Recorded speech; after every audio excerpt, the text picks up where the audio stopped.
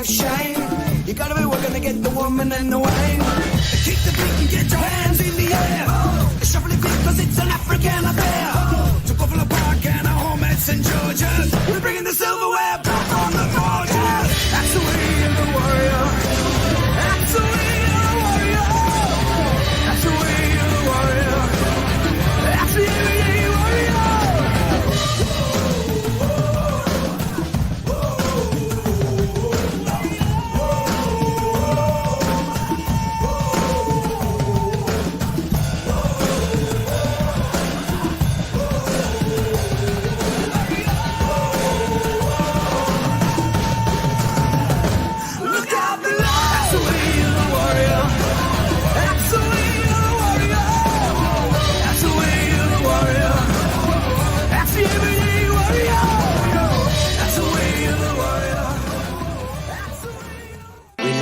Down, coming out of PE town. One drink, find a shot. Never mind your liver, get to Gino's spot. Gino spot. Get to Gino's spot. Gino spot. Have a laugh, have a giggle, and exercise your middle. Have a Gino shot. Gino shot. Get to Gino's spot. Gino spot. Get to Gino's spot. Gino spot. Have a laugh, have a giggle, and exercise your middle. Get to Gino's spot. Gino spot. Ladies and gentlemen, welcome to Center Stage.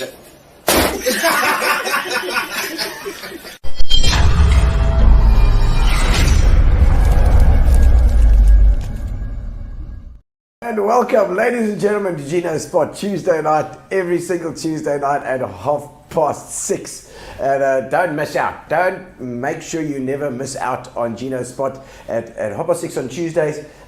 Talking to local people, all your people that you know, people that you bump into in the spa or wherever you are. How's it, Brendan Kelly? Nice to see you as well. Looking forward to another interesting show indeed. I think Brendan, I heard via the grapevine that you had something to do with Northfield as well, because we've got Rob Archibald on tonight and we're going to be having a great chat with him. Just as an intro, they say thank you to our sponsors, Fitch and Leeds, and for our internet, Amobia. Thank you so much for supporting us over these years as well. If you are watching on Facebook, the better place to watch it is actually YouTube. YouTube is the best because you can subscribe to the channel on YouTube, where you just click on it and click on the bell, and then it pops up every single Tuesday, and you can see who is on. We also have we've got some chow here as well. I'm going to lift it up for you guys. Look at the lovely chow we have from Fat Cats. Thank you to Grace for religiously coming in every Tuesday to bring us something to chow while we warm up here on Gino Spot. And thank you to her for she's been on board with us for at least a year now. Fantastic. Grace, we love you lots. Fat Cats, fantastic. Make sure you use them if you have a function. They are marvelous. Right, there's a couple of things you need to remember. First of all, our Center Stage shows. The Center Stage shows, Magnificent 7 is going to be on. We are putting it on because Wayne Callis is back from his boat rides overseas, and he is raring to go with us. With the Center Stage All-Star Band as well. 10th and 11th of May. 10th and 11th of May, we're doing all those the seven greatest bands of all time. It's our flagship show, fantastic show, big band, and all live, all the voices done live, everything's it's amazing.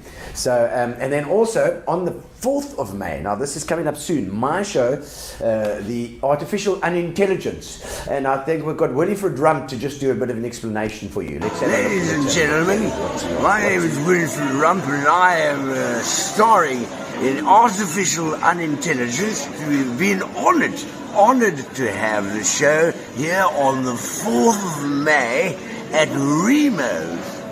On the 4th of May, Remo's Italian. The Italians are fantastic people. Of course, Dante and Michelle here, surrendering as the Italians do. There's Dante and Michelle. He was not going to drink at all during the night, and Michelle will drink everything. It will be a show by Gino Fabri and his myriad of amazing characters. Make sure you make 4th of May, you bunch of louts. Book your tickets now through a Quicket or from Wendy. Come and have a toot with me.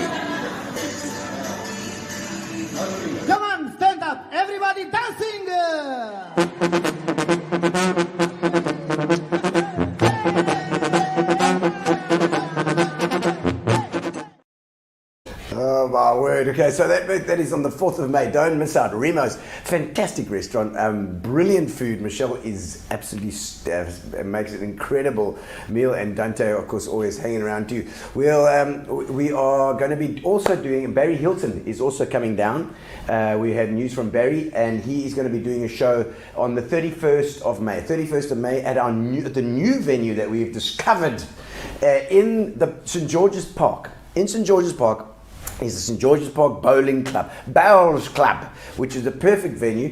It's got amazing parking on the old bowls greens. They have actually fenced them all in, and there's security, so your cars are safe in Central, which I know people are worried about. But we're going to be starting to use that venue as a center stage venue as well. And let's have a look and see what Barry Hilton has to say. How's it, Barry? Great road trip lined up in my new GWMP, EEGQ, or any other letters of the alphabet you want to throw in, courtesy of Fusion.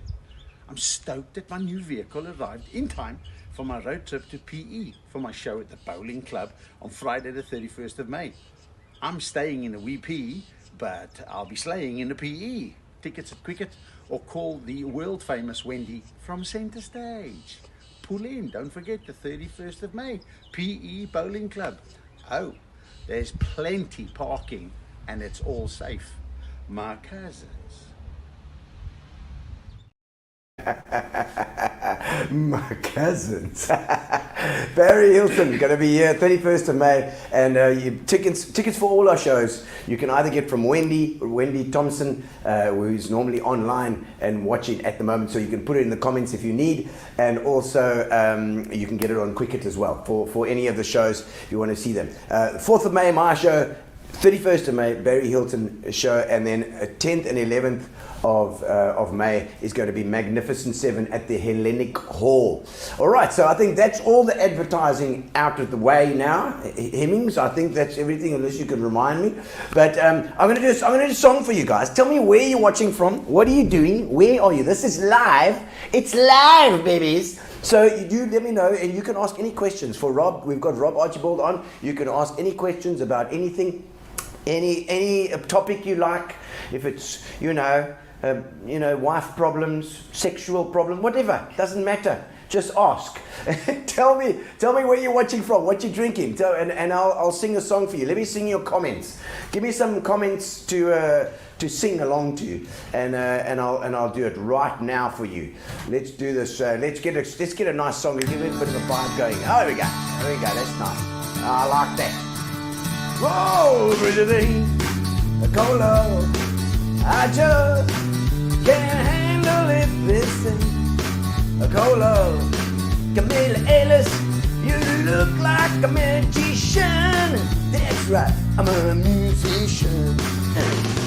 Oh, and Elmarie, a Samson, that's the wife of the weather forecaster there. She says missing the show tonight.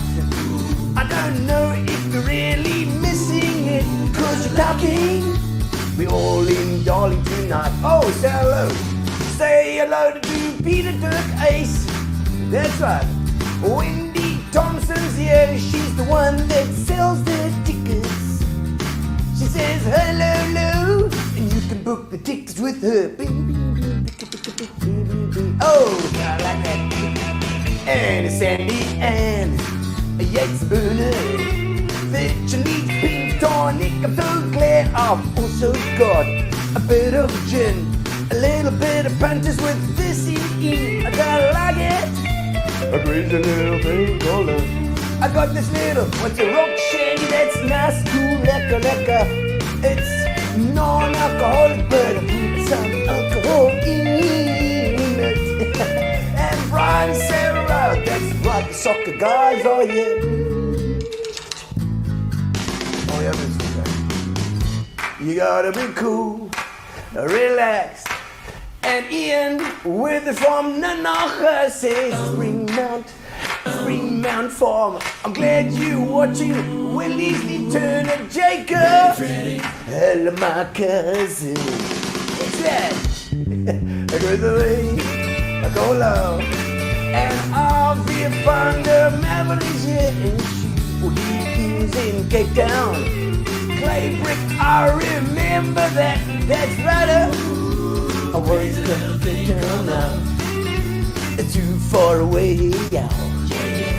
And Carmen Jones is round. I lost my jacket too, it's a new one. I don't know why I'm wearing it tonight. Northfield, there we go. There's your biscuit. Is that the biscuit on the Northfield site? The Neil biscuit checking in. Excellent, Neil. We were just talking about you now. Neil's got to do a show here every now and again to talk to some sports people. I think that Neil must be missing the sports. He's now at Northfields, of course. And lovely to have you all online. Ladies and gentlemen, we're going to get Rob right in. We're not going to waste any more time.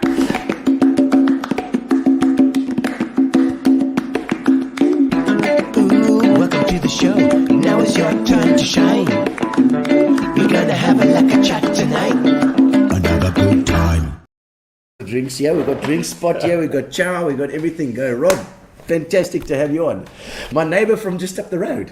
For many years already. Hey, 7th Avenue Warmer. You've been there for 27 years, he told me.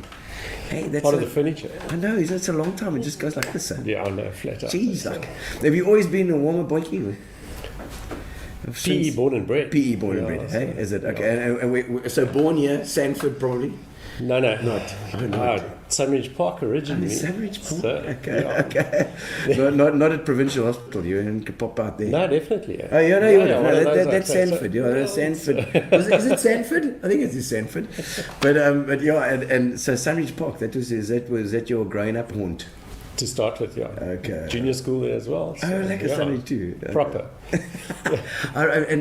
Because I think wasn't Gary Sunridge as well? No, he wasn't.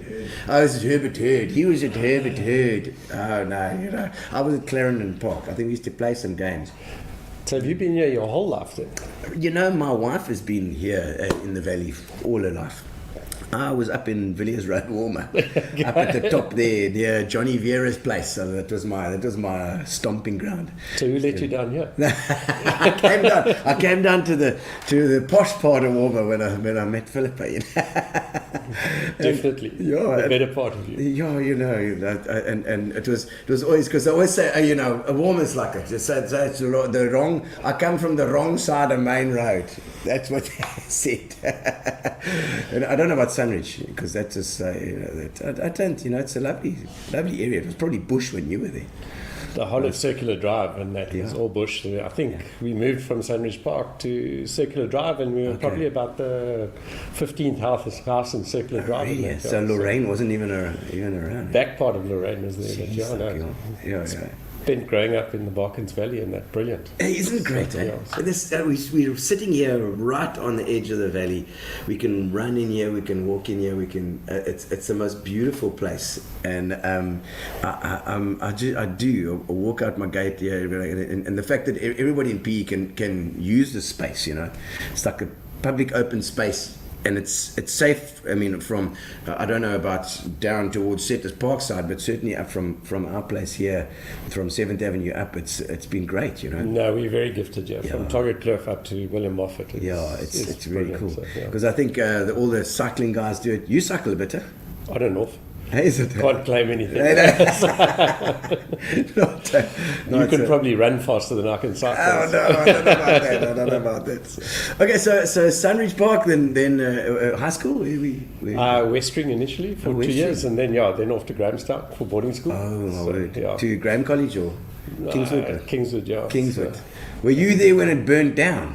No, fortunately not. Okay. So Who was there when it was? That's long before my time. There were a few people that we've had on the show said, we were at Kingswood and it burned down, and they always come with their photos. No, a bit before my time. Okay. Because also a very nice school. No, brilliant. And Grahamstown with the whole Albany and everything, it's just it's a very special part of the world. So. Have you got ties with Albany as well, or not? Fortunately, both PE for sure. friendships and business-wise and that as well. So because I've also incredible people in the Eastern Cape. So. I've got to know a lot of the guys, through doing the shows, and also just recently through the Seagull Regatta that we've been doing, or the Seagull Motors. If you know those old Seagull motors. No, I bought one this year. Did you? Yeah. No, have you been racing it?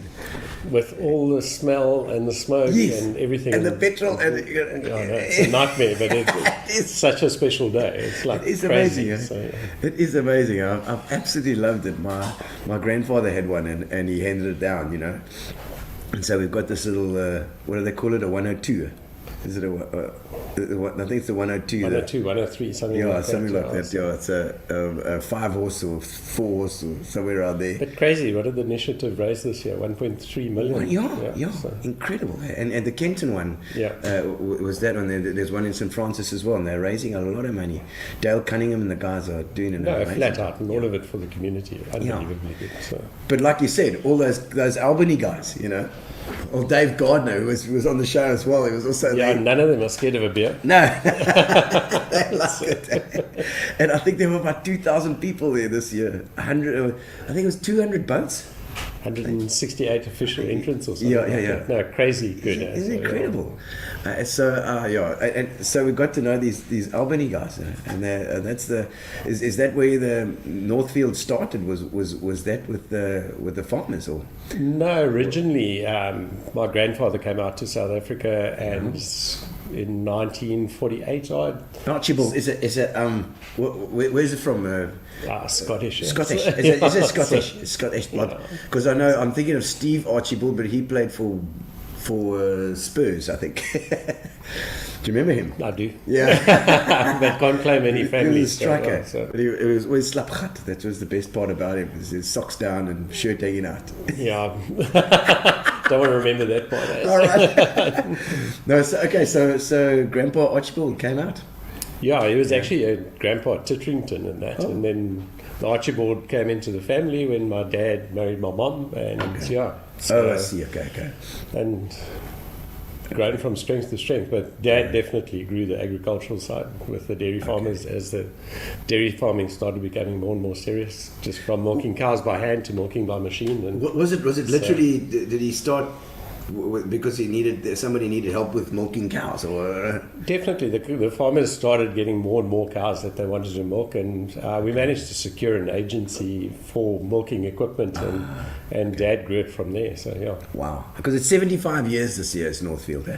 Yeah, but it's been various sectors of it. So the milking side really got going probably in about 68, 69, somewhere there. All right. And into the early 70s, then it became quite strong. So Is that so? When it actually started, what was the main?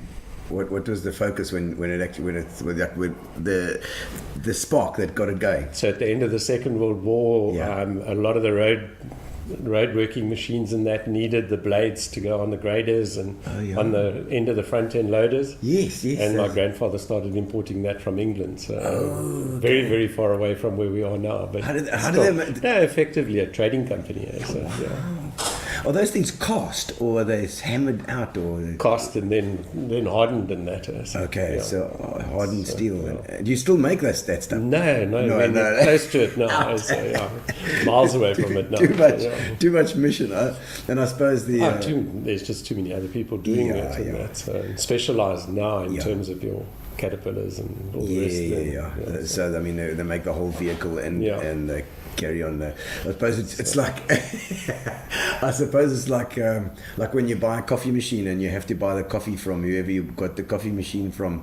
It's like the front of the grader. They better. That's probably where most of their money comes from in the long run. It's a bit like we do in the dairy industry. If you don't support us throughout, then we don't want to look after you. Yes, go on. If you're going to someone else, then you're not going to get the same. For sure. Toyota, Ford, BMW, Merck all do it. So it's just the way that things are. So. But now you've got a couple of sectors that you deal with Northfield. You say it's the agri sector would probably be.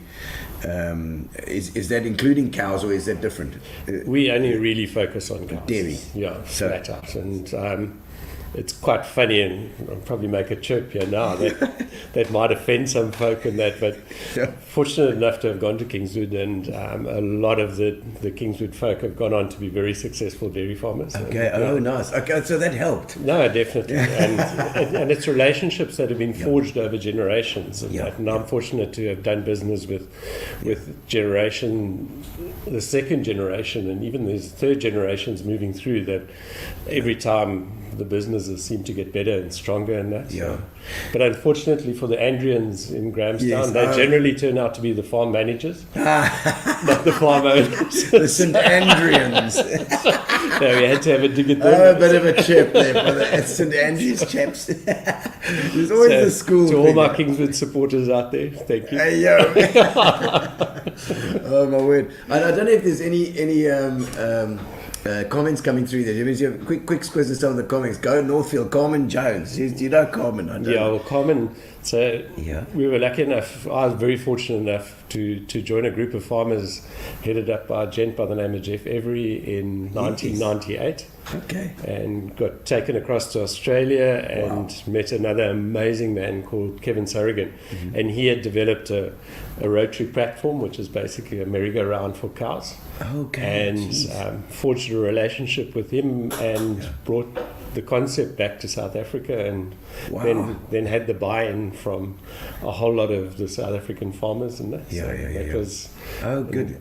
Incredibly good relationship, and the growth into the dairy market, and all the dairy farmers at that stage were growing immensely. So, very fortunate to have those kind of relationships going along the way. And that. So, isn't it true that it's so often the case? You have to have the relationships, and this whole thing with Gino Spot is also, I've tried to drive that whole thing home. Is like support local. Like you support your guys around you. That's what we have to do it, because we are this community, and we have to try and keep the money here as well, you know. No, massive drive, and we were fortunate enough so we first started importing the equipment from Australia, and then Kevin Surrigan came along and he said, well, you guys can probably build it as well as I can, and then over a period we paid certain rights, and Kevin turned around and said, you guys are doing such a good job of it, carry on doing it in South Africa. And he actually he's always kept his connection with us, but are you exporting as well or not? Not yet. Gino, we've spent a fair amount of money looking at it, and that, but to take on the international market from the end of Africa, a lot of folk do it very successfully out of Port Elizabeth. There's a whole lot of companies, your ROVs and your gender marks and all of them that are incredibly good at it, and that. Siegfried. I would like to think we can get to it, but not right now. And I think we've got to learn to run properly before we can take that step. So you got to get this market full up first. This market's relatively saturated, but in terms of the way we do things, we would probably have to step up to another level of quality and assurance. But I think quality is the wrong word. It's been able to implement it outside of Africa, kind of thing. Teams. So we're doing work in Zimbabwe, and we've done work in Namibia, and that, which is.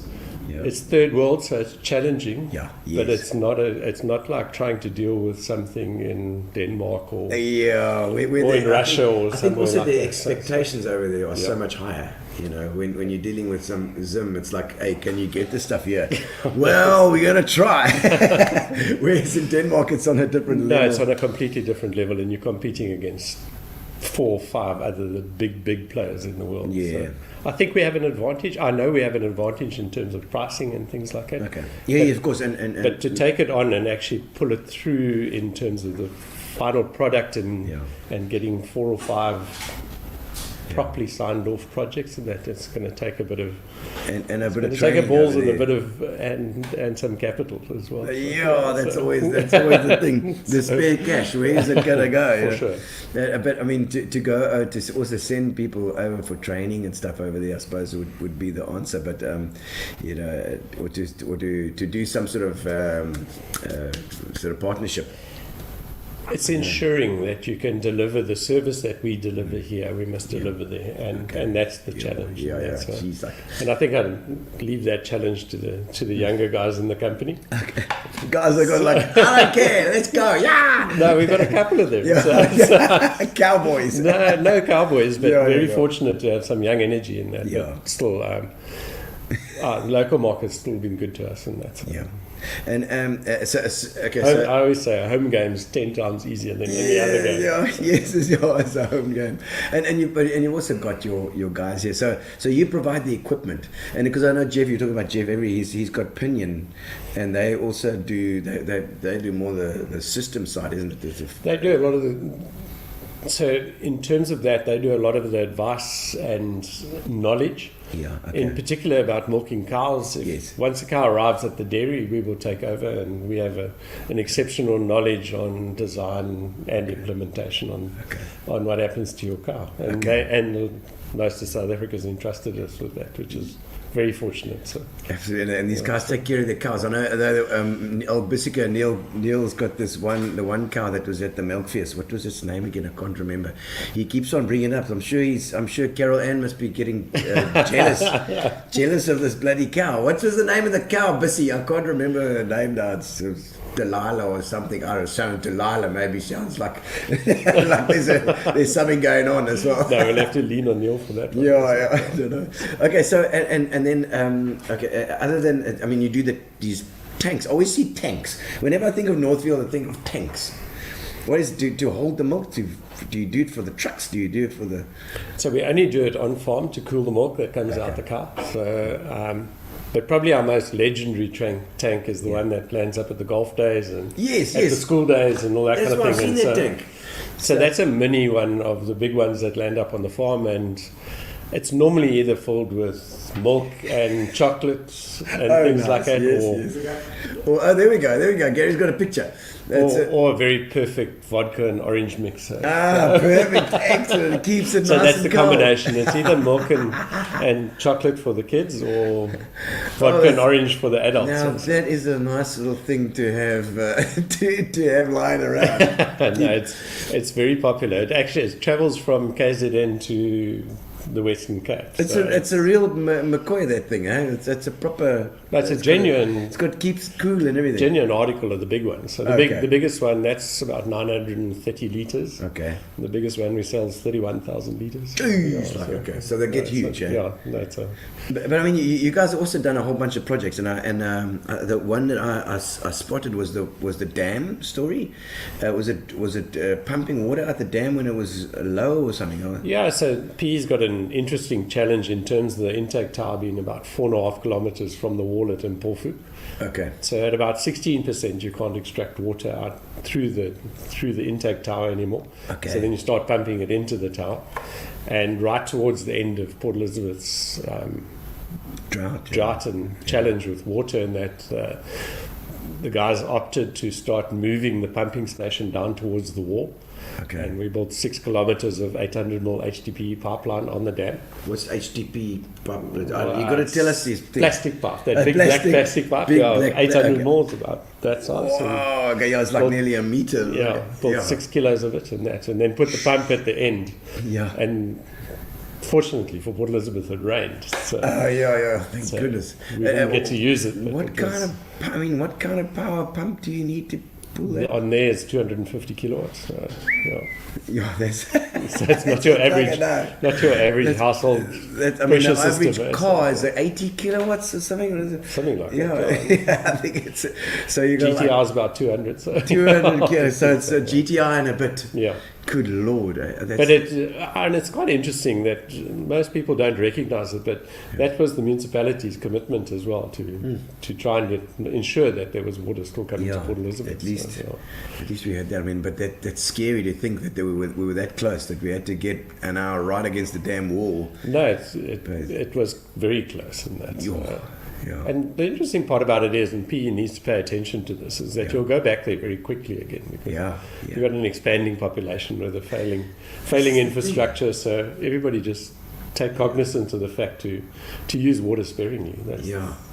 And I mean, yeah, we've got to get the infrastructure right to get, I don't know, because I don't understand this Nooit Gedacht story.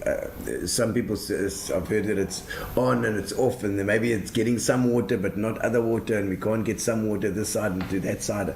I don't Well, quite through the height of it and everything, you still had about 160 million litres a day coming from Nooit Gedacht. really. So You would have been completely done in this town without Nooit Gedacht. Okay, so we have got Nooit Gedacht working at least Yeah. partially. Is it supposed to be bigger? Is it supposed to be more? Look, there's been plans for it to be more than that. Okay. But if you want to get into a political discussion, that's a completely political different thing as well? Oh, no, well, if you keep changing power, then you're always going to land up Yeah. with a whole chunk of different ideas. Yeah.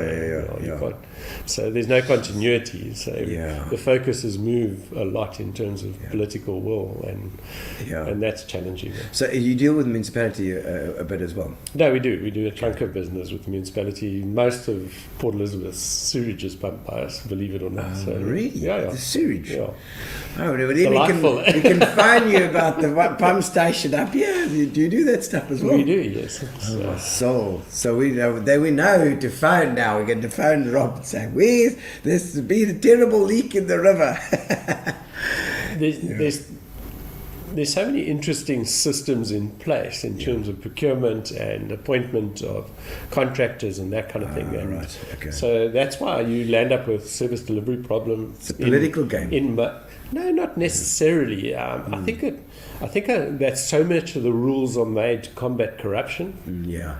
And that's what hamstrings the system in terms of being able to just suddenly react to a pump station that's overflowing. You're saying that they shouldn't, they rather should not worry about corruption and just let you do the job. That would be a challenge as well, because then I'm definitely not going out there for a free for all. No, that we've got to. It's true. We've got to have that, but it's sad that we've got to. I honestly believe that infrastructure engineering and all those kind of things should be completely distanced from political. Yeah. The two should operate independently. Yeah, of course. I think most things should operate independently from politics, because it just slows things down, and it's just always there's always something going on. Turn something upside down. Yeah, always. Yeah. Okay, so Kingswood, let's go. Kingswood finished off there at boarding school, right? Yep. You enjoy boarding school? Thoroughly enjoyed it. Really? No, I made mates for life from boarding school, business partners. No, absolute Sport lekker. unbelievable. Not very good academically, but unbelievably good for growth as a person and growth as in sport and everything else. And which sports did you enjoy? No, most of it. Rugby, cricket, played a lot of well? squash. Oh, relatively well, not great. Okay. I can't, No, EP I can't claim, teams and stuff, yeah. nothing so fancy. Come on Played now. first team, but We've had Oxonia with EP and stuff. We should have done better. Could have had a better story to tell, you know. I've been trying everything. But you did marry Paula. That was a good move. Yeah, probably the best move I've ever made. So finished school, varsity. Yeah. Did you go? UPE. UPE. Okay. Did BSc geology, and I think one of my mates will remind me, but I think we failed Chem 1, or I failed it at least 3 times. So. Oh my word! Okay. And then. But that's party time. The old man turned around and said, "No, listen. You are not cut out for this nonsense. So is you got to now make an honest living." Put you into work. Or what? Yeah, and basically from there went into Northfield. So. Okay, so you had the company already. It was going. He needed you there. And since I've been a youngster, I was involved in the company. When I was 6, 7, 8 years old, I was on the dairy farms and that. And Jeez, okay. as I went through schooling and varsity, and landed up testing boreholes, landed up on dairy farms and things like that. So, well, I suppose you because you're around it all the time, you're watching them do that same job over and over. No, unbelievable, and exposed to the mechanics in our workshop and welders and all that kind of thing. No, unbelievable. Do that stuff as well. Yeah. No, I tried to do some welding, and I'll never forget the old man turned around and said to me, "Look, if you want to make a living, your family's going to starve if you do that."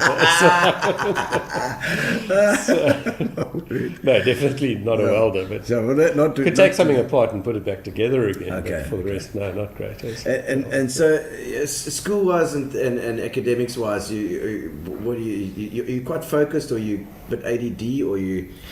I think it's an interesting question, that, because every report that I think I've had since Sabay is Robert should pay more attention. It's the same as me. And if you have a look at the nature of our business now, it's very diverse, and there's lots going on and that kind of thing. So, but probably ADHD. So, and it suits. Okay. So, but every now and again you've got to pay attention. I don't think down on that. So, I don't think there's hyperactivity in there. Don't strike me as hyperactive. Just the ADD. Yeah, I'm quite happy to focus on various things. Yeah. if you enjoy it, then you're into it. No, massively, and been very fortunate to be surrounded by amazing people at work and amazing customers and that kind of thing, which is building the team. I suppose. Paula keeps telling me that I'm not money focused. I'm more about seeing everybody succeed, and I think in a country like South Africa, that's actually foremost, if you know what I mean. So, you got to.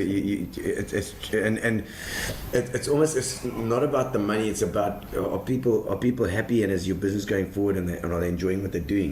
It's like, you've got to enjoy what you do. So you pick the parts of it that you. Yeah, look, you're going to land up in the odd wrestling match and mudslinging and a bit of down and dirty, but that's business. And I suppose. The highlight for me at the moment is watching Chasing the Sun. Oh man, I believe it's brilliant. I haven't watched it yet. It's just mind-blowingly good again. Wow. It's just teaching you to be honest with everybody and do your best all the time. Your integrity. I always tell my boys, your integrity is all you got. It's nothing more or less. Honesty, and if you've cocked up, it's like, okay, sorry, let me try and do it. Just say, I've made a mistake here, or I've broken something. Yeah. Tell me, I just touched on something now, and it made me think. Taking the business, sort of coming into the business while it was already running, were there any changes that you felt you needed to make because you normally you come into a business and it's a juggernaut. It's got this stuff going on where it's possibly not as streamlined as it should be.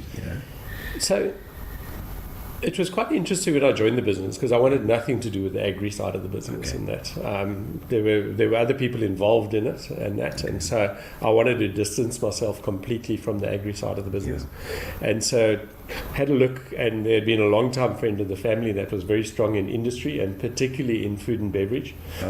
And so managed to get taken under his wing, and then went off and got exposed to a lot of the Cadburys of the world, and Val Orange as it was at that point in time, and started really enjoying industry in terms of that, and particularly on the food and bev side, and that, chocolates. And that grew and grew, and grew in knowledge, and I was exceptionally fortunate to be exposed to Richard Spargo from Val Orange. He was the MD at that point. And we were doing business with the Gucci family in terms of their milking parlors. Oh wow, they got milking as well. Of course, Lex and then Lex decided that he would like to put up a UHT factory, and that was a turning point in my life. Unbelievable. I was fortunate enough to put the two of them together, and Woodlands was born out of that arrangement, and went to go and spend the best of 5 weeks overseas with Lex, seeing the new equipment for the new factory, and involved with it from the beginning up, and the level of trust that Lex Gucci gave me in terms of implementation, and in the factory with a team of folks that we were a relatively completely unknown force and unknown people, and Lex entrusted us and supported us massively. I think he's I know Lex, but I've heard that often these things were done on a handshake, and he's good for his word like that. So it's the integrity thing coming back. You have to. It comes from Phil's dad to Phil now to Lex, and that incredible people that there were stages. We expected some stuff to come in assembled from Sweden and that, and came in a million pieces. So we landed up just employing more and more people that we hadn't budgeted for. And Lex had a look at this and he said, Robert, I understand fully. And every Friday we were paid for the work we had done. And if we hadn't done it properly, then there'd be obviously a bit of a consequence. But in between, just absolutely incredible the way the project ran and that. And, but a Swedish influence in terms of project planning that I took a whole lot of notes out of, and an incredible experience in my life. Did they send people out as well for you to full-on project managers that were employed by Woodlands, by Lex and them. So we were under their guidance and tutorship and that. But what an amazing experience! I've been through that factory and I did a tour of that factory. It was absolutely phenomenal because that UTH process from what we built.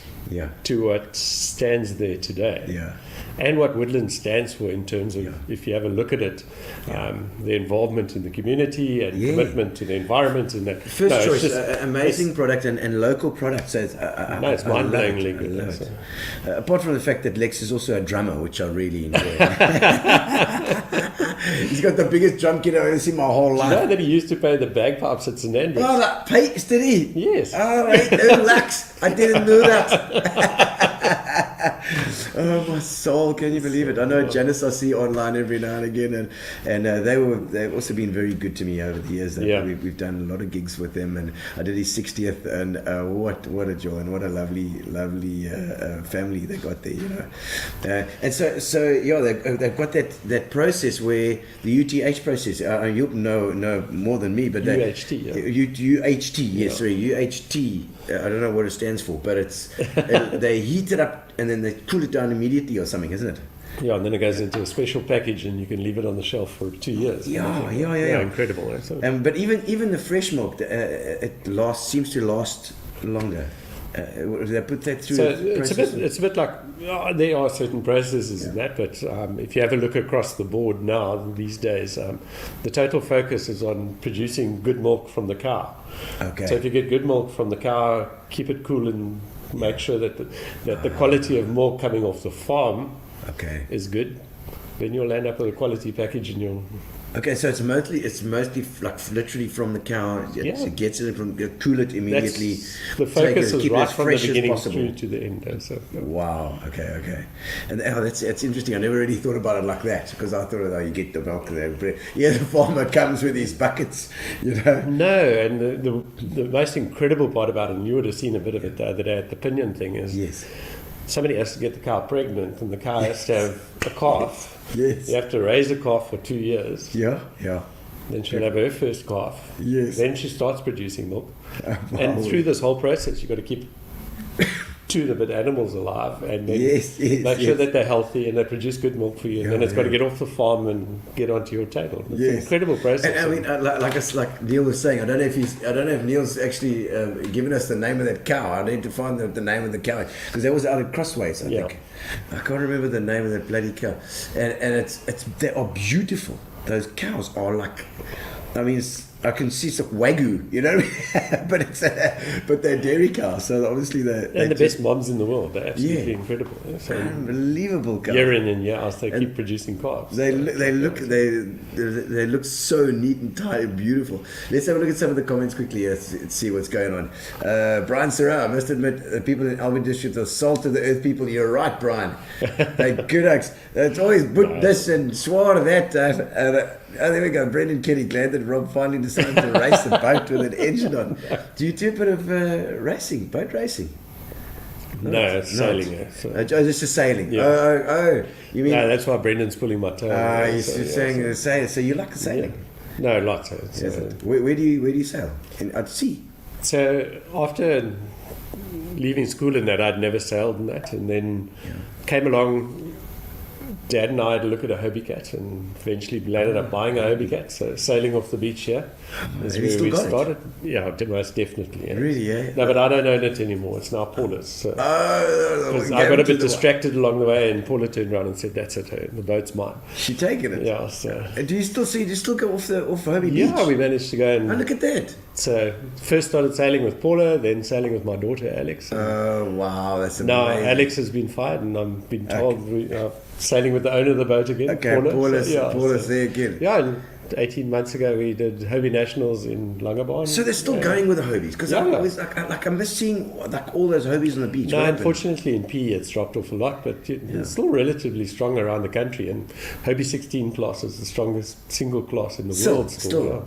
Because it was amazing that during the 80s it just like exploded. No, flat out. Hey? No, huge. And I loved seeing those Hobies on the beach. Do they ever get together for a regatta again? Or? No, we've been lazy, Gino. So. Really? Yeah, Come on, unfortunately. Rob. PE needs the Hobies back.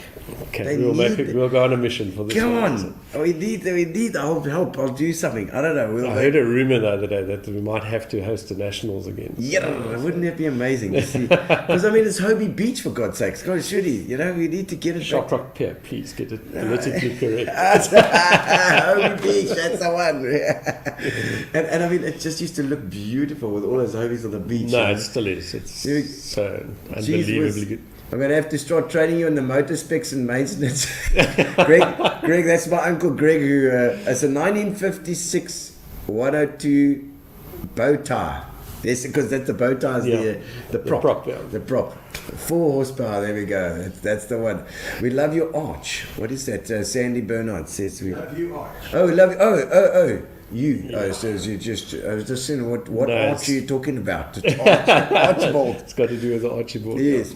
I know the Collets from Craddock went to Kingswood. Oh, that's of course that's William's an absolute legend. Yeah. Flat out. Llewellyn from Pinion as well. The Collets went to Craddock with him. Enjoy the interview. Salute, Uncle. It's Japheth. It's Japheth Powers. Thank you. Is that your niece and nephews? Uncle is just calling you crazy. Yeah. I see Justin Wilmot as well. And there's Northfield in relationship with Brothertons in the Just Milk Group. What is Brothertons? Which Brotherton sounds interesting. What is that? No, Edgar Brotherton. And I don't know them. None of them. No, I don't know any. There's a family. So Brotherton. hailed from inland and beef stock, and then and Linda Birch. Birches. Yeah. I know the clothing Birches. I don't know if it's one of them. And grown. Oh, Sid Birch. Hang on. Yes. Ostriches. Originally, correct. Ostriches. Okay, I'm getting it. So his daughter is married to Edgar Brotherton. Okay. Yeah. That was out Utenag way, wasn't it? Out somewhere. No, I think more Further. Inland than that. Yeah. Further. With the ostrich thing.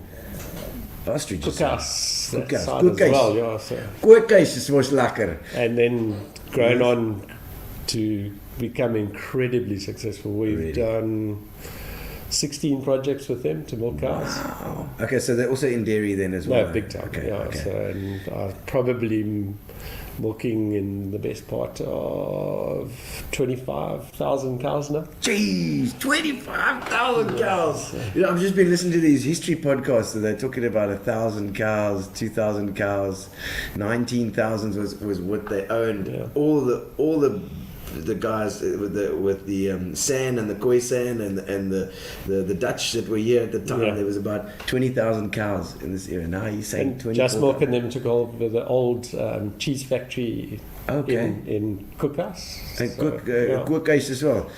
Is that a nice place to visit? The cheese factory. No, the cheese factory is worth visiting, but no, Cookhouse. Kookhuis is over here. There's better places to go for a weekend. Yes. But these places are also starting to get bought out by the guys coming down from Joburg. They're buying the residential stuff.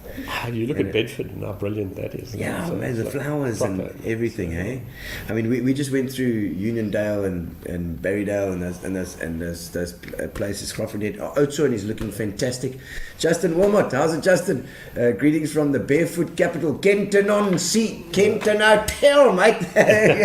But That is definitely proper Albany. There we go. one of the Denise. That's the name of the cow. Here we go. That's the name of the cow. Denise the cow. Gavin Sonicus is boss man. Is the boss man. and it's just Let's have a look. Avia van der Merwe says, fortunate to do business with Northfield. Definitely one of the better companies in the Eastern Cape, well known for the great service and quality products delivered. Keep up the good work, Rob and the Northfield team. I mean, I definitely get this thing that there's a gees going on at Northfield. Because Busy Joy, like, he couldn't take the smile off his face. I mean, he's been with Algoa for how many years, and he seems like he's so happy, you know.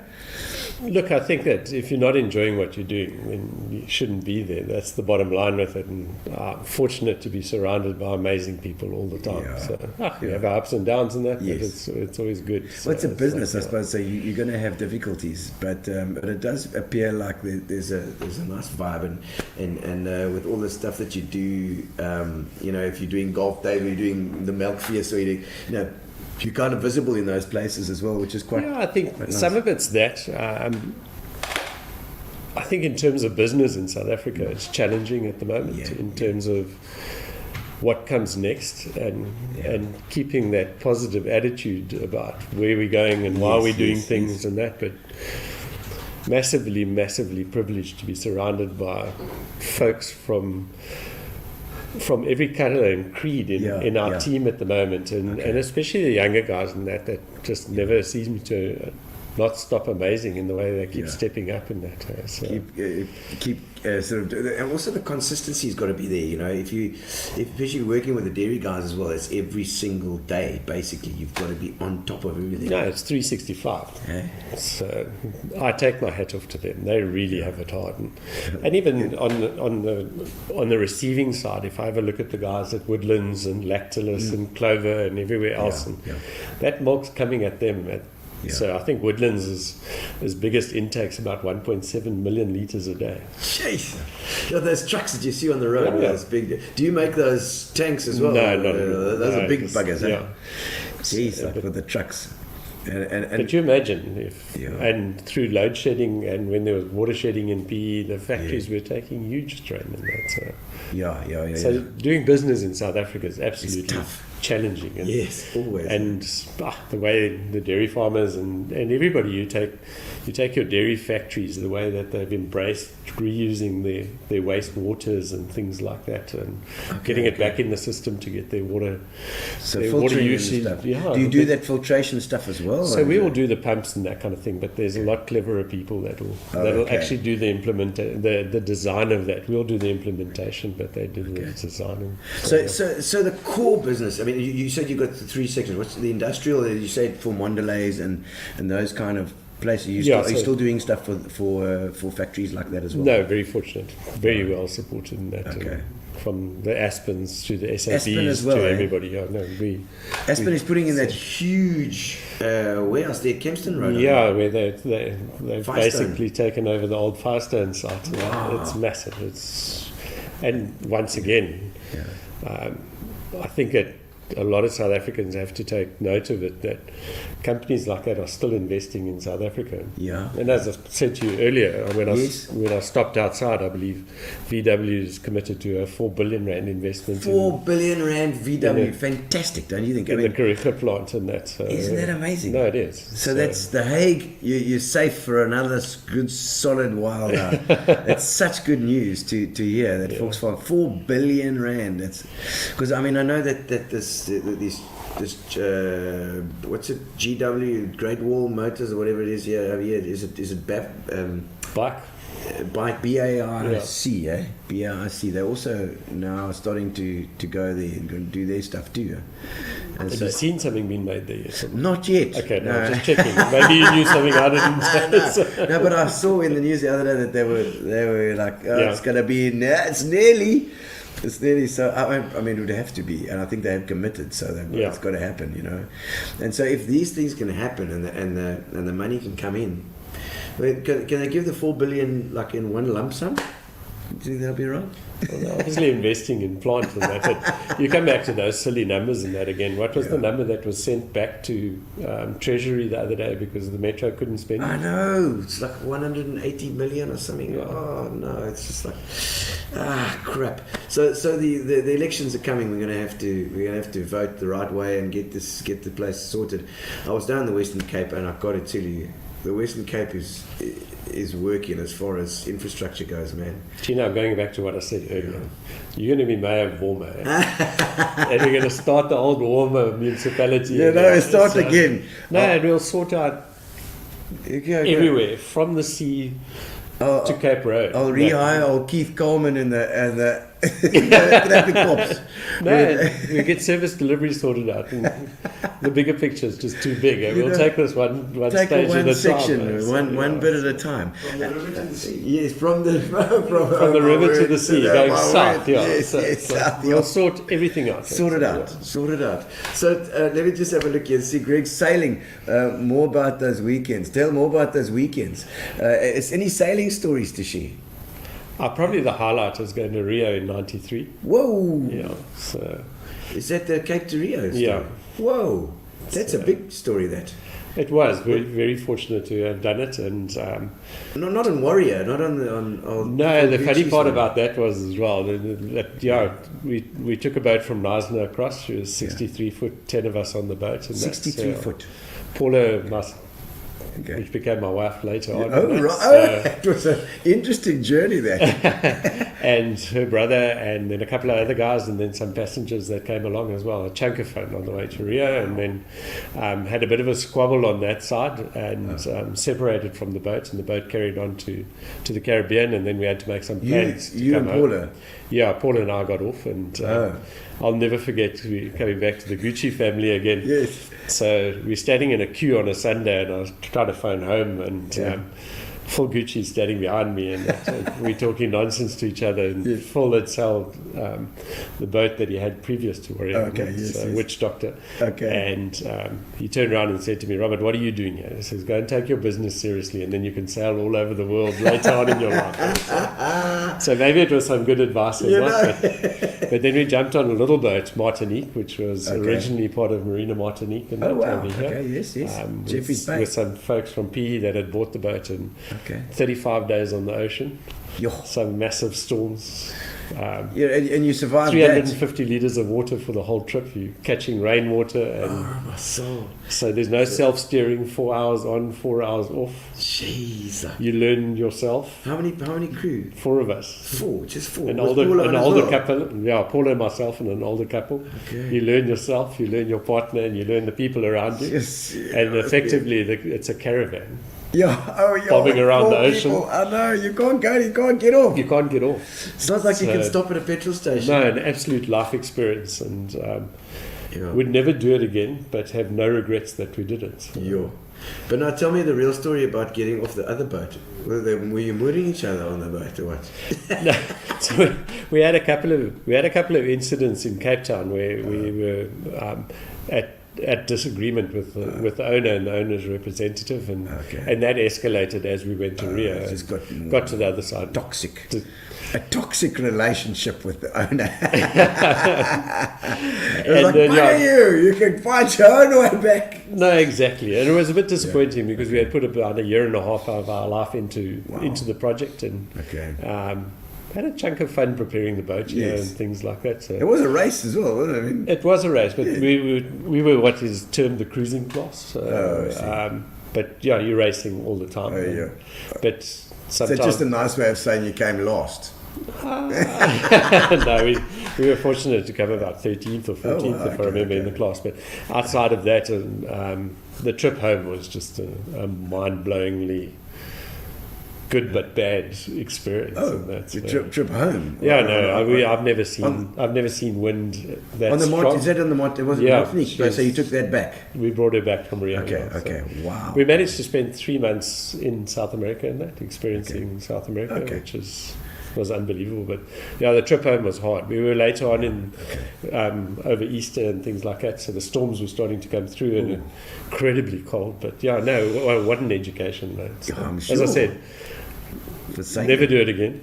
on that size boat. I'll do it on a big boat, Yeah. but not a small boat. Did you start sailing when you were very young as well? No, not at all, Gino. As I said earlier, I only started sailing once I left school. Okay. So then we bought a Hobie, and I actually got injured playing rugby, and then decided to do the sailing thing, and that's where I was fortunate enough to meet Paula as well. So good old Hobie Club on the beachfront, and that. Because I know the McGillivrays were at school. No, then, flat out. And Gordon eventually landed up being the best man at our wedding. Oh, no ways. Okay. So that's how small the world is. Yeah. She was. No, I was at school with Johnny and Gordon. The McGillivrays also, warm-up family here, big. Incredibly, know them incredibly and well. great sailors. Yeah. They were brought up sailing, I think, from a young probably age. when they fell out the pram. Yes, him and Bon Hall. Bon was another one. Vivian Hall. She's still sailing out Caribbean somewhere. I don't know if she's back now with her dad, but incredible. You get to see the world. And I think in terms of competition and that as well, it's one of the most leveling things that you can do. It's like playing chess in 3D, and you have to be physically strong enough to do it and things like that. So no, thoroughly enjoyed it, and got to go and do Worlds in Dubai and things like that. So Gee whiz, and they sail around the Red Sea. What is it? No, we just went there purely. We purely went there to go race Hobie cats, and then came by Egypt on the way home. Believe it or not. Oh man, okay. Yeah, so. Well, I think the Hobies. We should definitely try and get the Hobies back to the beach all in one go. Somewhere, big regatta. We'll take that as a challenge. Just there's a couple of other oaks out here that need to be listening and take it seriously. Kelly, where are you, Brendan Kelly? Take off your motor. Chris Kitsia says, "Greetings, Rob, real gentleman." He says, "There we go. That's some good marketing there for you." Tell us about the Badger. Oh yes. No, the Badger is the decal on the trucks and the cranes and stuff that you. Yeah, so it's quite interesting how that came about, and so we opted to get into this. We've always moved our own equipment and that with our trucks, and so we fitted out this one truck with an oldie second-hand crane, and the crane just outperformed anything that it was supposed to do. And the truck was white and the crane was black, and I had to look at this whole thing, and I don't know if you've ever watched any of the YouTube stuff on Stoffel the Badger. I've seen that where he gets out of the cage all the time. Yeah. The tenacity is just unbelievable. And then the other side of it is as well, there's that other badger one where I think if you watch it on Aussie Man, the Aussie where he gets bitten by the cobra and keels over, and then the next thing is up again and chows the cobra. So my respect for badger is just like off this world. Yes, they're amazing. They're all So amazing. we had a look at this, and then one of the chaps that's been with us a long time is David Stateau. Yeah. And the next thing, I'm wanting to put a badger on a truck, his truck. Yeah. And he turns around and he tells me his middle name's Stoffel, and I go, I'm definitely. Yes, I am now sold on this badger thing. It's a sign. Yeah. He wants to put it on his truck, and his name's Stoffel. Excellent. So it's the tenacity, the inventiveness, and the ability just to overperform is the badger thing. So now it's moved with us through the whole fleet. And well, I tell you what, it's been a recurring theme here with people that I've had on the show. And we can have some more. We can pour a little bit more. I think we've got a bit of time left here. Thanks, Gino. But it's a recurring theme on the show to have this tenacity story, and the fact that you have to just keep your head down and go. It just doesn't stop. Well, it's a South African thing. You've got no choice. It's not going to go away, and you're not going to suddenly get a whole lot of money on the dole and things like that. No, it's not going to. If you stop, you're just going to starve. Flat out. So you've got to keep going. And it's so many of the guys that I've had on that same story. If you fail, you learn. You learn from your failure. I don't know if there's any sort of any times that it's been really difficult for you guys. And where it's just touch and go. Look through the history of the company more than once, and that, and even now, and I'll be perfectly honest with you, we go through stages where cash flows are challenged and things like that, and particularly funding growth in South Africa is very hard. The banks you loathe to almost go to them and that, but when you do go to them, then they're quite happy to give it to you, but with a whole lot of rules. But I guess if you borrow money, you need some rules anyway. So it's so most things you do in this place are a challenge, and the rules in terms of I firmly believe that BEE, in its essence, was set up to be good for the whole nation. But it's benefited a very few, and so and with those kind of rules still in place, and that it definitely erodes confidence in what you're doing. So I think in terms of the amount of business in South Africa, it's still incredible. You visit Johannesburg, or you go to Cape Town and Durban, and you see the amount of money being spent and that kind of thing. And you take the Aspens and everybody else. There's still a lot of faith in South Africa, but being able to do business is incredibly difficult, and it's very, very hedged to a small few, which is not fair, because it's not benefiting the mass folk and that kind of thing. It's not uplifting people that it was set out to uplift. It often ends up that if you don't amalgamate, you don't merge, you don't think, then it doesn't. You can't survive, and that's so unfortunate, because we so need the small and medium sized businesses to be able to do well for the communities, Absolutely, and you also need the bigger businesses to be a big brother to you, and that to help them up and that kind of thing. So if I take our rigging business and that, it's gone from 3 folk that were in the business, we're now at 24. What does a rigging business do, though? Well, the badges. Okay, the badges. They're picking up stuff and moving it around and doing some heavy lifting and things there was when Bissy came on, he had photos of these huge, was it generators or something that you guys are moving around? No, pretty much if it needs picking up, we'll take it somewhere. Okay, anything big that needs picking up. Have you ever done any stuff with Kevin Getty? With Kevin? Yeah. No, not a lot. Kevin's pretty self-sufficient, and that's an incredible business as well, from where they've come from. Yes, I've actually got to have him on again for a bit of an update. I think he was... Kevin is incredible. Yeah, he's just also go the whole time. Flat out. Very, very not good. Scared. I think at the moment he's busy doing that wreck off St. Francis. He's busy taking that apart. I heard, blowing it up and taking it apart. Lord knows what he's doing there. I heard they were pulling it apart with a helicopter the other day. I know. I saw. Imagine the price that is. There we go. Is that what's that? That's a Northfield thing there. Is that your black crane? Yeah, that's the latest one there. So quite interesting. How many of those vehicles have you guys got? On the rigging side, we're running 6 crane trucks and a low bed and a couple others. So no. A low bed is full of cars and stuff and things. Yeah, anything that's a bit heavier than normal. Abnormal. But we're nowhere in league compared to some of the other guys out there at the moment. There's some proper access. You got what you need. Skating around, For anything that's dairy related, or it doesn't really matter. Most other things that we'll take on as well. So. And so those are the 3 sections of the business. Really, is the dairy side or the agri side. Yeah, and we're quite diverse in that as well, in terms of what we've done. We were fortunate enough through the support of our customers and that, so we import dairy equipment out of New Zealand from a company called Waikato. Yes, I've seen that name. It's myself. So that's like milkers and suckers. The pot that sucks the milk out the cow and that kind of thing. Pipes and then tanks. We bring equipment out of France, and there's various other places that we're bringing stuff from around the world as well to try and provide a decent service to the dairy guys and that. So. Sure. And some technology in that as well, where the cows get monitored and get weighed and all that kind of stuff as well. Because it's always a science. These things turn into a science. But that's the amazing part about a South African farmer. If you have a look at it in terms of technology, and I've been fortunate enough to travel around the world, and our guys by far embrace technology and embrace going forward. I'm going to knock the Irish now again. Irish, yes.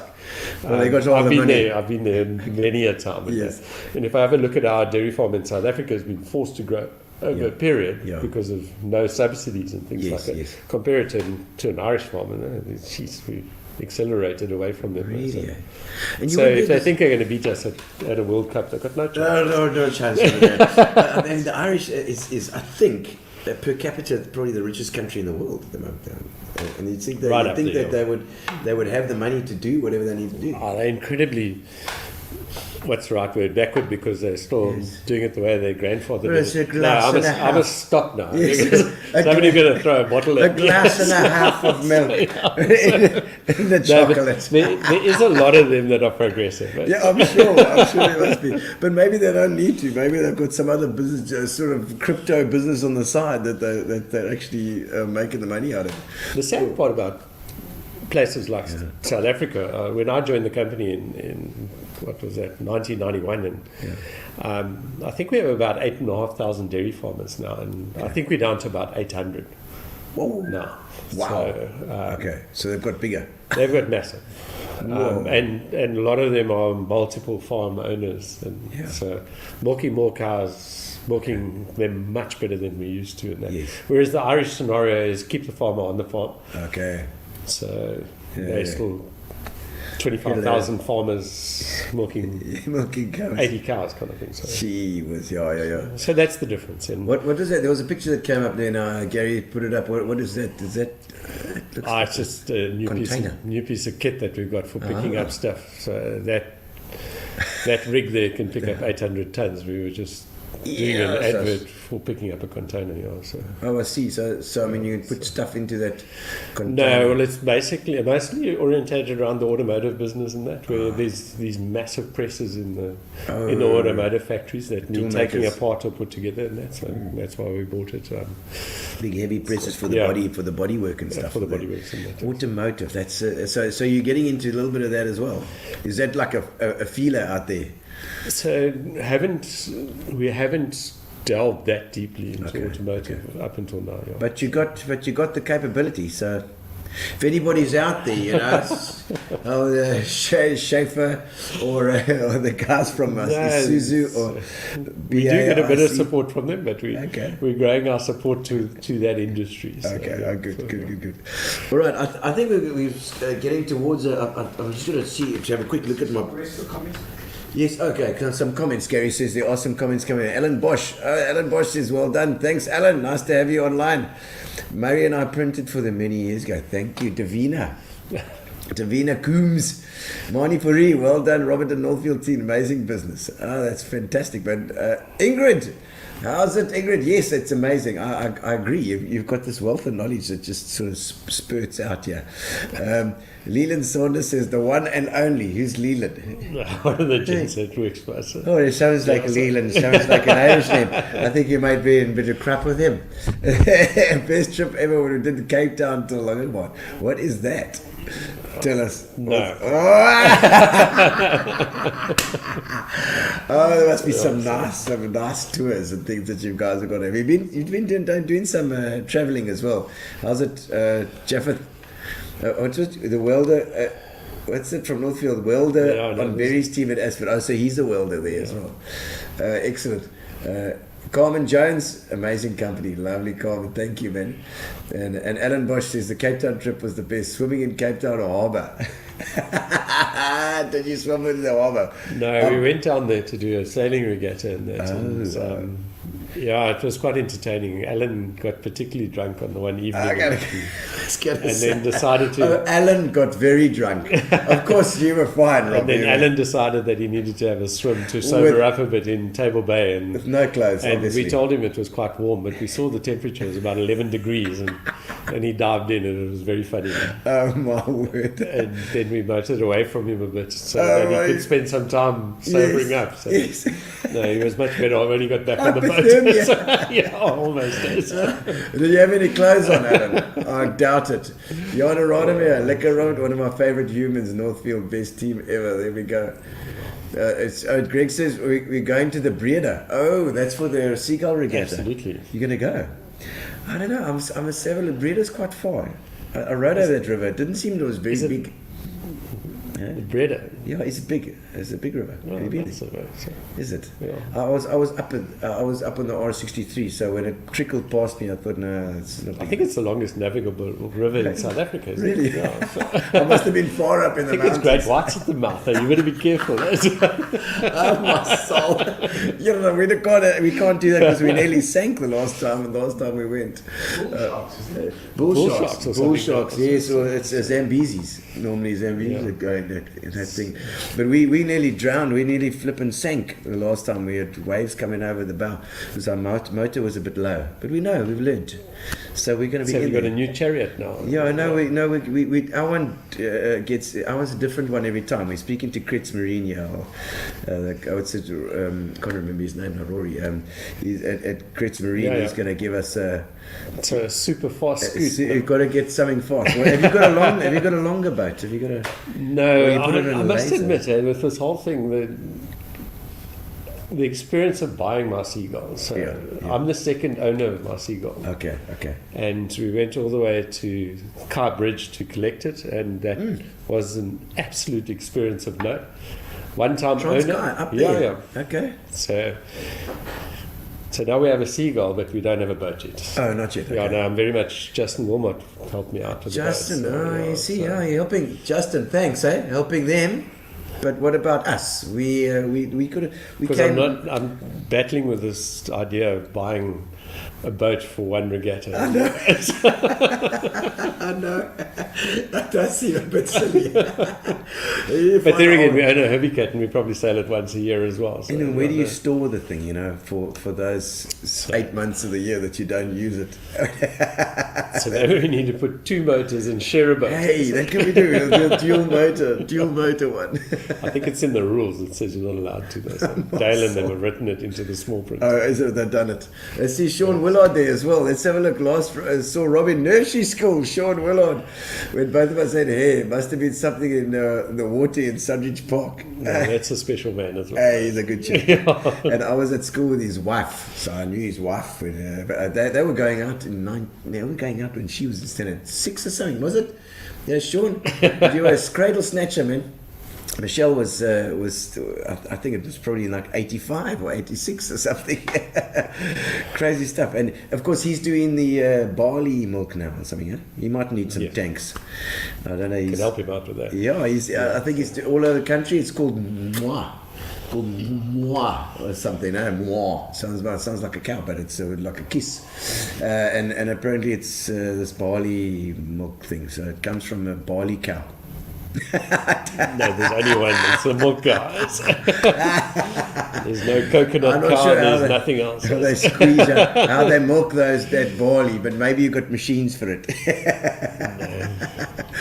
All right, well now we've got a little bit of getting to know you section with some questions like. Get to know you, get to know all about you. Forgotten about. All right. Okay, so something particularly spontaneous or irresponsible that you've done, other than jumping in with Alan in the harbour. No, luckily I didn't swim with that. He was completely on his own on that one. Jeepers. Spontaneous. Yeah, anything that you've sort of just done like, let's go. It might have been a cock up when you did it, but who knows.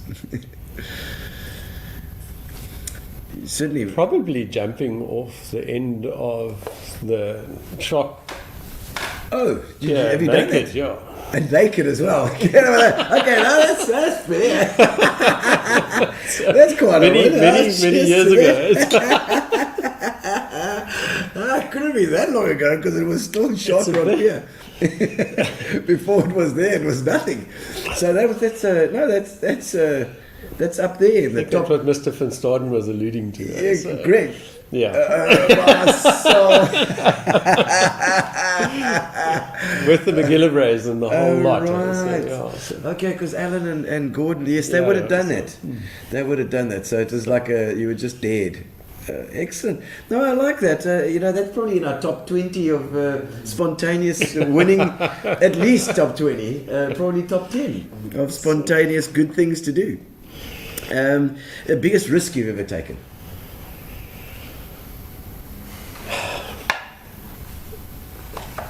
having children. Whew. Was that a risk for you? Yeah. It is I had at an the agreement time. with Paula when we got married that I didn't want to see them until they were 5 years old. Oh, she would have. No, She would have agreed to that completely. I'm sure. No, not I'm sure at all, she wouldn't but- have given you any hassle about that. Yes.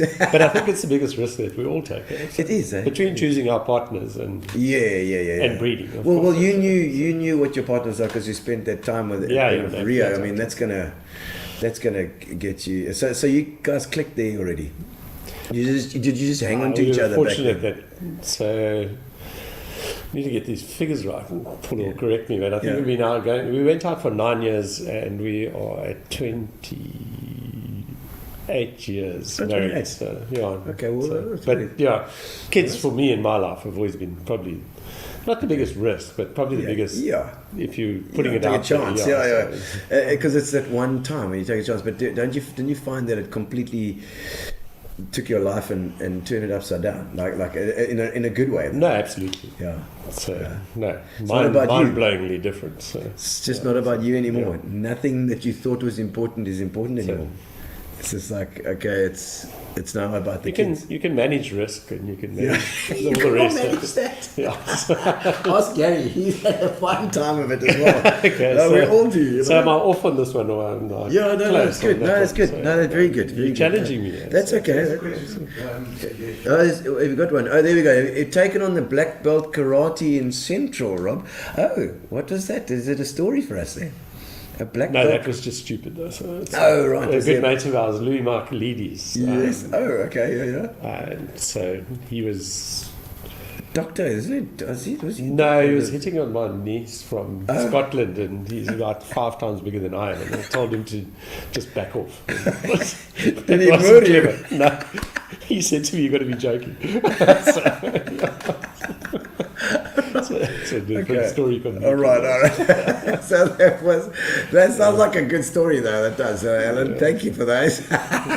You know, if you've got friends that bring up those stories, that's you know. Yeah, they that just lay off now. They can go Yeah. away. I like that karate story. We won't say how it ended, but maybe it wasn't like 12th Dan. Okay, so you're the most bogus rumor you've ever heard about yourself. Yes, Gino. I know, it's a crazy one. Like somebody that thought something about you that was just bollocks.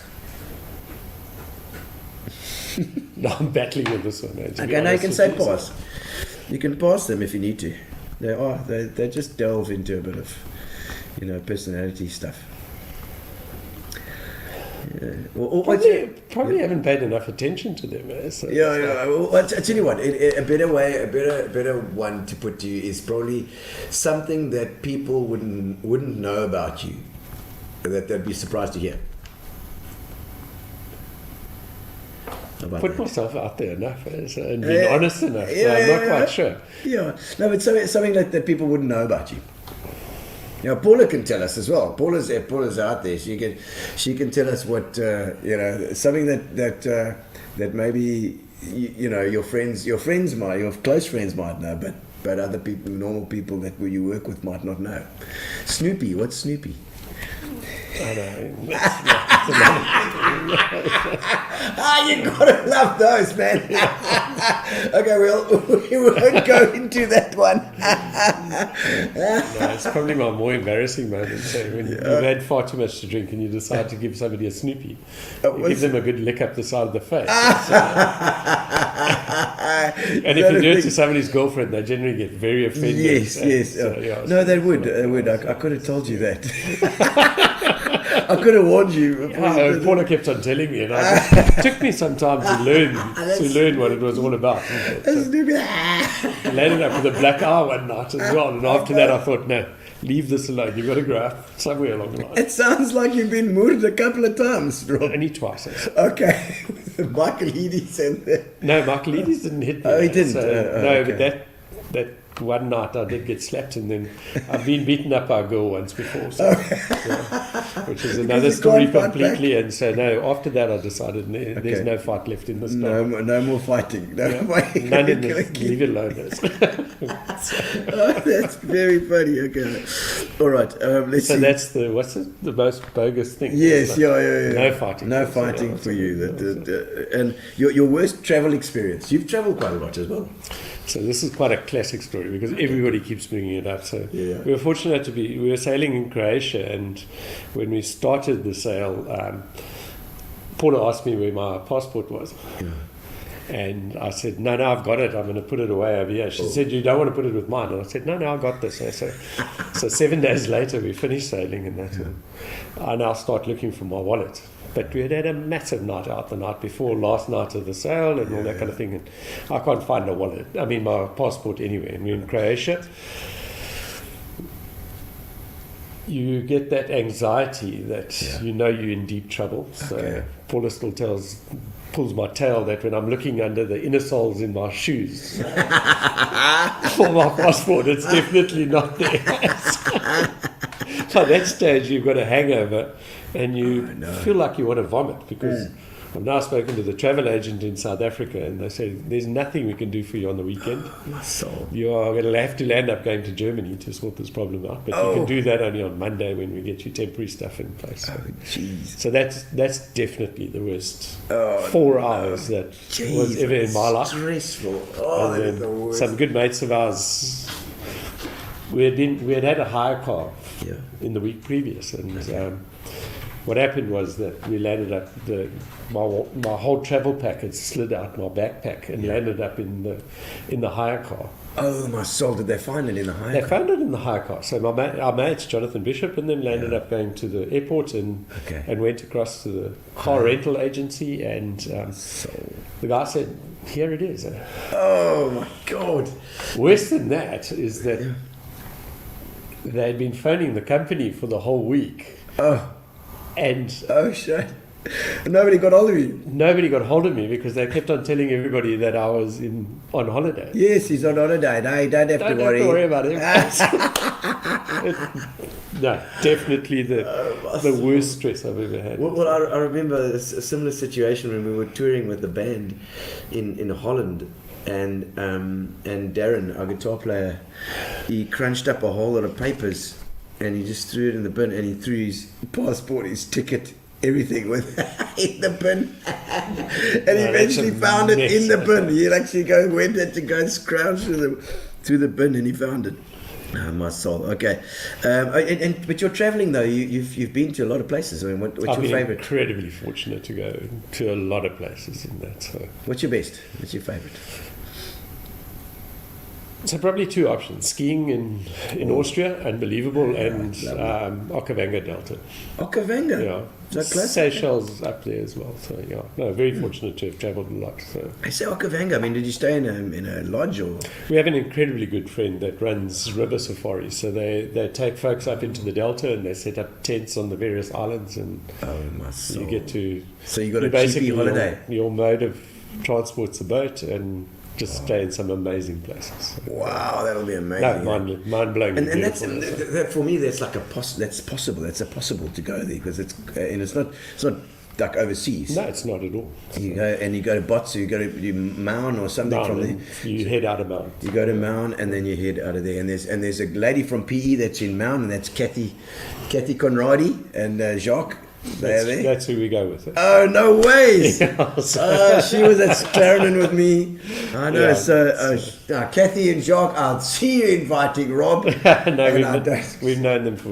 Well, Paula was at school with Jacques. So, okay. No, I was at school with Kathy, but yet she hasn't invited me out to the Okavango. I think you need to push for it. I think so. Somebody tag Kathy for me. Oh man, let's have a quick look at some of those things before we get to the next one, Jen. Like at Julie's. What was? I don't know what Julie's was. Is that another one? No, there's lots. Lots of stories. I'm fortunate to have lived there. So. Julie's. Okay, we won't go into this. It's going to be another long story. In what ways do you sabotage yourself? What do you think?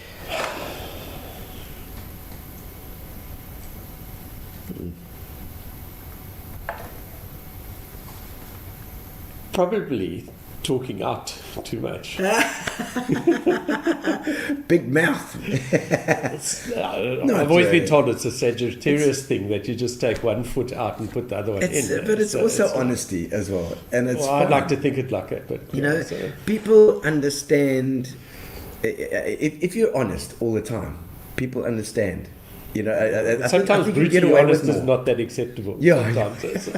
But anyway, But I think if you are more honest generally, rule number one, he says. Is that a Python reference? But no, generally, if you are honest, generally, people understand if you say the wrong thing here and there. It's just like, Rob, it's okay. Yeah, I think it's. And particularly working in the farming community. No, but they appreciate it. I think that the more corporate you get, the less they appreciate it. Yes, so, yeah, absolutely. You're right. Okay, so let's have two more. We got two more. Your biggest irrational fear. Irrational fear. Irrational fear. Yeah. Irrational. Yeah. Probably the fear of failing. I think everybody's got a little bit of that, though. Yeah. I mean, it's kind of... Because generally, if you're doing it right, you shouldn't fail, kind of thing. But there's you're always still that continuum. I maybe been a bit abstract with that. Well, I think it's natural. Everybody feels a bit...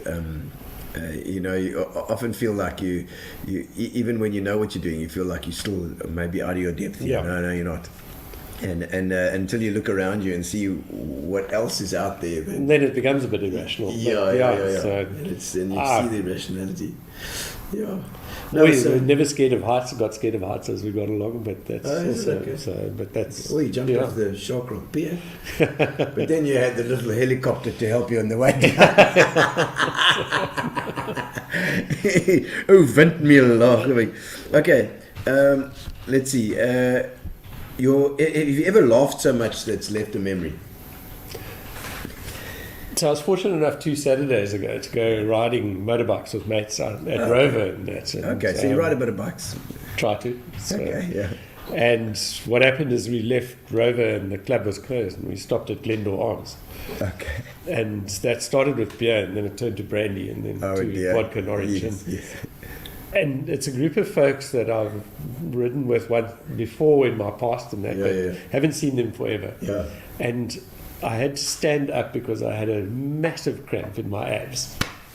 Okay. And literally stood at the wall with my arms up. Oh no! Okay. To try and straighten myself out, and that was the last time that I've had one of those experiences, and it was just absolutely beautiful to sit there for about 2 hours with not a care in the world and just actually talk nonsense. And the other place that you experience of that is generally on a yacht. The rubbish the guys can talk and get up and talk about and that kind of thing is mind-blowing. It's mind-blowingly good. But 2 Saturdays ago, massively fortunate. Good. Just sat there and hosed. So you have a good laugh. You enjoy having a good laugh. No, flat out. Because I think it is important, and you've got to have those moments when you just forget about everything.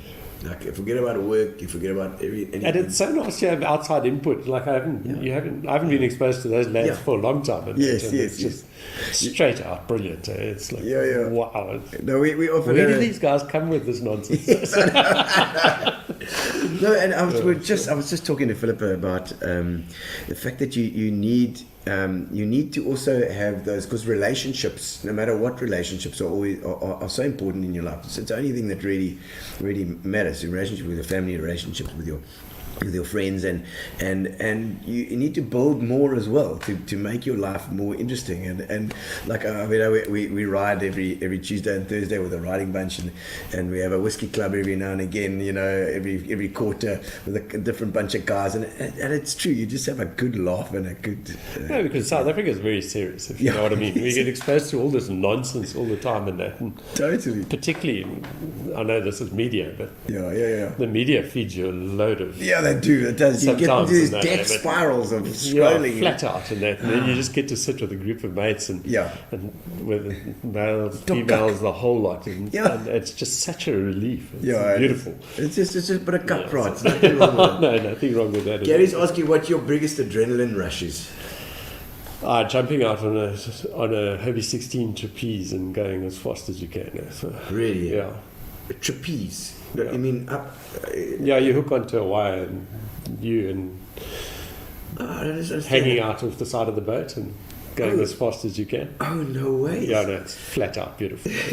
But particularly when there's a big who's ocean on the going boat on. if you're not on the boat? I don't understand. No, you're basically hanging off the boat. Off You and your crew. Yeah. Okay, so you're just hanging on the side and it's all on the side like that. Yeah. I've seen that. That's cool. So And it's waiting to stick its nose in as well, so really? to throw you off. Oh, so no. it's, Oh, my word. it's definitely the biggest rush that Do you they have. do these hydrofoil things with Hobies now? No, there's lots of that going on, plenty. Yeah. That's a bit out of that's my age quick. group, I think. That's quick. That's quick. Okay, so for some revenge, they seem to be having so much from Alan Bosch. Well, tell us an Alan Bosch story then.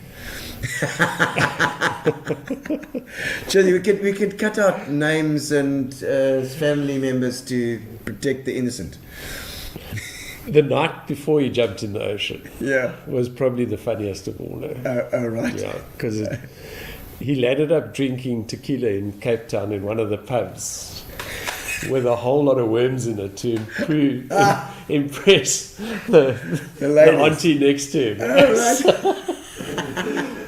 And she still ended up kissing the barman. Oh no! So, well, even you had a worm in your mouth. So sorry about that, Alan. It's Sorry, like Alan. You but, set yourself up for that one. Gary said a bit of revenge for Alan for all his chirps tonight. Rob, man, it's been an absolute pleasure having you on board tonight. No, Chief, as I was so apprehensive about this. No, it's always a good chat, and like I say, it's always about people who just got their head down, they're working hard, and they're doing PE good, you know. So, well, thank you for the platform to chat about it and that. But absolutely, and we live in an amazing place. We absolutely do. We do. I've got so much hope for PE. It's just ready. It's ready for the plucking, man. But we only need a small plucking. Yeah. I've been exposed to Joburg and Cape Town a lot. Yeah. And they can have it. In for sure. Chunks. Yeah. No, we don't. We've got an airport that you can literally walk to and still be on time. It's great. It's great. Another, there's another one. I'll ask you a story about Mike Giles and the flying trapeze NSRI. Oh my God, what's that? 80, is that 80? 80 Wenzel, yeah. 80, yes, 80. I know 80, of course. No, we took off the beach taking Mark Giles for a spin across the bay. And the next thing is that we're heading along flat out, and if there's two wires that hold the mast up. Okay. And the next thing is we see the one on the bottom side like flapping in the wind, which is just not good because you're not going to get home then. Okay. Oh yeah, because you're on the then one Mike side. went down to the bottom to try and sort it out, and it turned into a train smash. And Oh no! and we had to get rescued by the NSRI. Oh dear! But Did he it knock started himself off. out? It started off as a great idea. No, eventually the mast just fell down, and that what seemed like a great idea to start with turned into a bit of a train smasher. Well, at least you probably know guys from the NSRI as well. They do such a good job. Ian and all those guys are unbelievably good. So. Brilliant Oak. So we must actually get somebody from the NSRI on, and I don't know if they've got a Commodore or something there. It's recent. I don't know, but between Paul Colleen and yeah. They do an amazing. Ian and them, and they drag one of them. Good, for sure. But thank you, Rob. It's been fantastic chatting to you. I'm a lot more relaxed now than when we Yes, started. that's good. A couple of gins and it's in. Absolutely. It's in. So. And we had a fantastic chat. We have got a competition now we're going to put on, and that is for the case of Fitch and Leeds that we give away every week. So we put everybody's name in the hat and we draw it and we see who's going to win. Carol Jacobs. Yes, she has won before, but I think she won such a long time ago. I think it's okay. We can do that. 90 days plus, Carol Jacobs. We'll send a Fitch and Leeds to you. There we go. Let Rob show how fast it goes. How fast does what go? No, sending it. Oh, he just sends it like this. Goes really, really fast. Is that the Obi he's talking about? Lovely, interesting, humorous chat. Thank you, Barbara. Thanks for joining us. And Carol, you have won our Fitch and Leeds, and thank you to Fitch and Leeds for sponsoring not only the show but also our live shows as well, which has been fantastic. No, he says, no man, what about me? He says, hey, he also wants a story. Yeah, Avi. Avi, does Avi want but that Cape Townian, whenever he comes to town, he's bad news. It's bad. No, stay in the Western Cape. Stay in the Western Cape, Avi. We can't have people like of your ilk coming up here to No, destroy. I've actually been horrible about him. He's semi-acceptable. Yeah. He's actually hails from this neck of the woods. Oh, does he? Originally from PE then, Avi. Lekker. Thank you, Brian. Lekker, man. And it sounds like a good bunch of mates that you got over here. No, very fortunate. Well, thank you for joining us. Thank you to Fitch and Leeds, and thank you to Mobia for our internet as well. And don't forget my show, 4th of May. Book now. I want to have that show full. It's about 60% full at the moment. So please get your tickets, and we're going to have a fantastic time. We're going to eat some pasta. And then also Magnificent 7th, 10th, and 11th of May. That is going to be at the Hellenic Hall. And we'll see you next week. We'll see you next week. Thank you. Lekker. Thanks for coming, man. Fantastic. Relax, sit down. Coming out of PE town. One drink, find a shot. Never mind your liver, get to Gino's spot. Gino spot! Get to Gino's spot. Gino spot! Have a laugh, have a giggle, and exercise your middle. Have a Gino shot.